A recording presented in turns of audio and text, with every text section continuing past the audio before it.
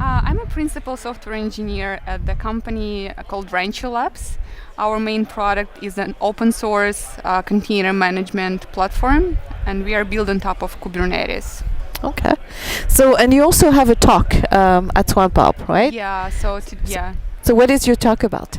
So today I was talking about managing artifacts cross Kubernetes clusters using Rancher and JFrog. Started with first of all, what is an artifact? And so artifact, if you think about the Docker containers, which is an essential piece of any CI/CD pipeline today, it all starts with an image. So the image is an artifact. And when it comes to images, so you have to think about two things. One is how do you manage your artifacts, and then how do you deploy your artifacts.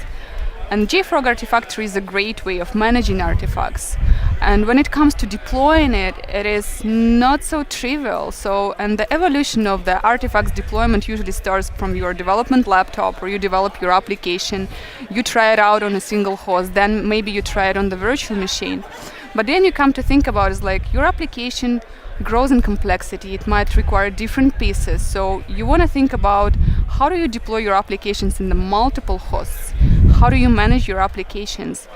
That's where Kubernetes is very useful for orchestrating your applications. So the first step, deploying it locally. Second step, deploying it on the multiple hosts using Kubernetes. And then the third step is, what if you need more than one Kubernetes clusters for your application deployment?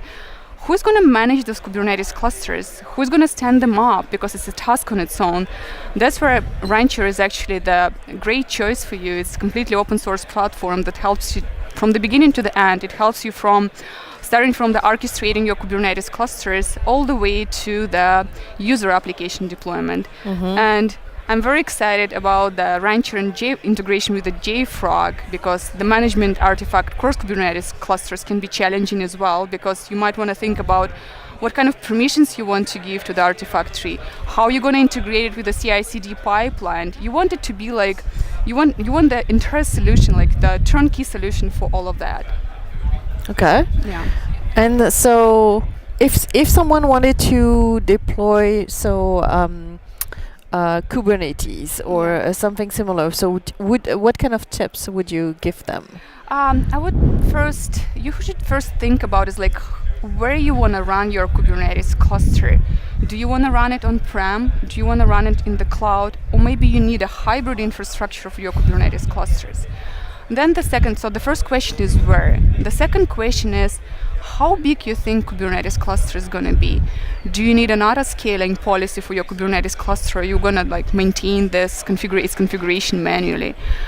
This is the second question. And then the third question is you have to be very careful when you choose the management platform for your Kubernetes clusters, because if it's a hybrid, then you want to present it to your user as a universal solution. You don't want to tell your user, okay, so to deploy the Kubernetes cluster on AWS, use this tool for GK, use another tool for on-prem, use a third tool. You want it to be kind of generic. And then if you think about it's you have multiple Kubernetes clusters and you're a big organization and you're an enterprise or a startup, but you still have many users and the users probably are divided into different departments. The second essential piece is authentication and authorization, the maintaining of the permissions. Most likely you would have some solution already like LDAP, and you can when you choose your Kubernetes cluster management platform, you should research whether the platform has support for your for the authentication authorization system that you use today. So it has to be easy. You don't want to spend a lot of time, linking all these pieces together. Cool.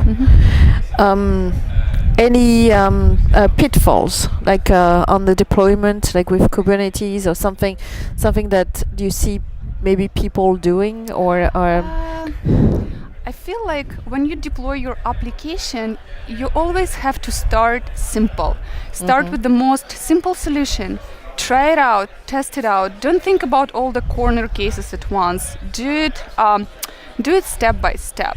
Don't overcomplicate your solution. I'm talking from the engineering perspective. It's basically, don't over-architecture your code. Start with the most simple solution and then build it up piece by piece as it's needed. Because Kubernetes is actually designed to handle the large-scale application. It gives you many useful constructs for building the complex applications, but your application might not be that complex. It might be very simple, and you still can use Kubernetes to deploy it. Just pick up the most simple construct that works for you. So how do you think about do you look for use case that is maybe like something that is more, closer to what you are working on, or how do you go about? Because I would say if sometimes we look at tools, but because the tools have like so many options, right? Yeah. So then we are drawn to like use many features, like more than we need. So what would be like a good starting point, I guess? The starting point would be, you probably come from some background. You're probably familiar with some tools. So it always makes sense to start with something that you know about and then gradually, move on to something new and shiny. But adopting something like just because it's new and shiny might not be the ideal solution. You have to find out whether it's gonna, address all the issues that you're having with your current solution. Cool. Yeah. So anything else that you're sharing in your talk that you absolutely want everybody to know about? So no? Yeah, so like if you think about all these complex orchestration platforms like Kubernetes and the use cases it is trying to address, it always makes sense to reflect back and think about is like what was the initial problem? Is like user just wants to deploy its application and this is a set of problems that he has to solve.